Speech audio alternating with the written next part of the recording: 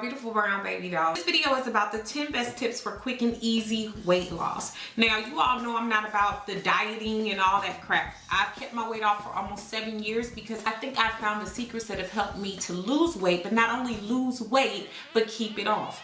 As you all know, I lost over 100 pounds in less than a year. And it really was not that hard once I understood the techniques to true weight loss. So let me go ahead and give you those tips. Number one, organize the food that you have at home already and prioritize. A lot of times we find that we're not even eating at home. A lot of us are eating McDonald's, we're eating Wendy's. That was my problem. I was eating high fat content food and a lot of processed food out and about on the town. Just easy, fast stuff because my lifestyle is so quick. So that's what I was doing. So I had to prioritize what was important to me to have at home. Vegetables, proteins, lean dairy, things like that, things of that sort. Fruits, I'm not a big fruit person, but those are also good things that can be included. Even if you're a mother or a father, make sure you know exactly what your kids are eating because those could be things that are impeding upon you living a healthier lifestyle. Number two, journal exactly what it is you're eating. Sometimes it's very disgusting to see exactly what you're eating. When I started journaling what I was eating, it was horrible. Like, I kept a nutrition tracker, and that tracker actually helped me see some of the gross foods that I was eating. Things that were just kind of unnecessary, that were giving me like calories galore, that weren't fulfilling, that weren't satiating my appetite. Journaling them helped me face that fact. And a lot of times we don't lose weight because we don't want to face exactly what we're doing to ourselves and the detriment we're causing our bodies. No, you're not going to change all this overnight, but it can be slow and steady changes along the way. And if you fail, don't beat yourself up. Number three is don't start depriving yourself. A lot of us think that dieting or losing weight or living a healthier lifestyle is about eating wafers, eating little nasty foods that don't nobody want to eat. Let's be real here. We all think of dieting as something that's a punishment. If you think of something as a punishment, how long are you actually going to want to do it? I don't like to physically or emotionally stress myself out over food. I've done it for more than half of my life. When I want to have a little seafood gumbo, I have a little seafood gumbo. When I want to have, some sushi or something else out on the town, I do that. You know why? Because the more you deprive yourself, the more you're going to binge when you get it. So therefore, every week when I was losing weight, I would take 5 strict days. And when I say strict days, they still had good food infused. But by the weekend, I allowed myself to go to the Chinese buffet and have things that I wanted and take a little bit of this and a little bit of that. But what you'll find, by infusing those 5 strict days of the week, you're not gonna wanna overeat or binge or throw away everything you worked so hard for all week anyway. So number 4, eat good food. You don't have to eat nasty food. You don't have to eat like snack crackers and stuff like that, rice cakes and stuff. I hate when people go on a diet and then they go get all this crap in their houses that they know they're not going to eat. And what's going to happen is that stuff's going to go to waste. So you waste their money first off. Secondly, it's not fulfilling. It's not going to help you get through your weight loss process. Some things that I like to do is keep like nuts around. I mean, even potato chips, to the fact that I like sweet potato chips. I keep sweet potato fries around. I eat kashi pizza. It's pizza, but it's a little bit healthier. So instead of me like saying I gotta eat this nasty old food or some food that I really don't like, at least I have something around that I like that's gonna keep me on a healthy track and it's gonna remind me of my healthy lifestyle. I also have a grocery shopping video on my second channel. Check out some of the foods that I'm eating, some of the foods that I enjoy having. Number 5, stop drinking your calories. I watch people all day drink soda. I used to love Dr. Pepper to death, but Dr. Pepper, 2 Dr. Peppers a day ain't worth 350 calories of my time. It's not worth it.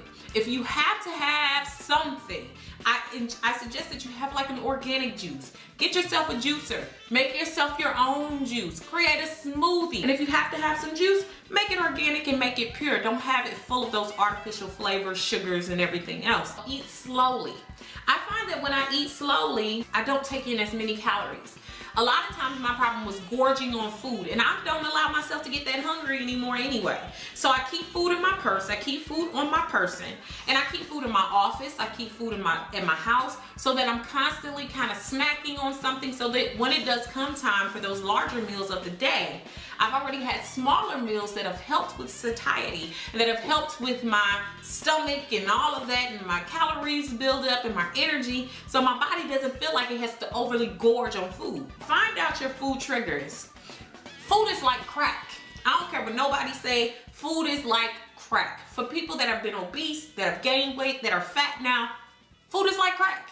You don't hang with crack addicts when you've been on crack.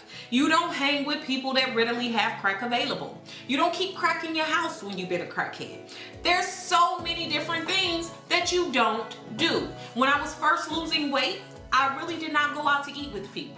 I would always make up an excuse as to why I had to stay at home. Why? Because I was almost like a crack addict. Instead, it was food. Same thing with people who always keep the wrong foods in their houses. I choose not to really go to their cribs. I invite them to my house because I really don't want to set off anything that will set me back in my healthy lifestyle. You have a choice as to what you do and do not bring into your house. And then to people who say, well, I'm not going to deprive my babies. My kids shouldn't have to live by that. Well, why don't your kids deserve a healthy lifestyle? They do. And it doesn't mean that they have to eat unhealthy foods. Kids become accustomed to the foods we like. They watch what we like. They watch how we eat it and how we feel about it. And even for picky kids, there's something out there for them that they can like. Talk and turn off the TV. When you eat and watch TV, you'll look down and you ate a whole bag of chips or ate a whole gallon of ice cream, whatever it is. So I choose to try to eat with my friends or talk on the phone even and eat. And you find that you're eating, you're talking. You're eating, you're talking. And a lot of times the calories are building up, and you find that you're not as hungry as you thought you were because you've talked in between, so you've given your body enough time to recognize that it's taking in calories. Sometimes we eat so many calories because we don't give our body the chance to even register what it's had. Get moving and exercise. A lot of people like to talk about what percentage exercise actually has to do with weight loss. Let me find out you trying to lose weight without exercise. Awesome, do it. I mean, do it, but I don't believe in it. I'm a big proponent of exercise. I find that exercise is a wonderful thing for me. When I first started out, I was working out 5 to 7 days a week, and I still keep up that regimen. You know why? Because exercise is for good, more good than just losing weight. It's also good for your heart. It's good for your cardiovascular system overall. It's good for your bones. It's good for also your muscular structures.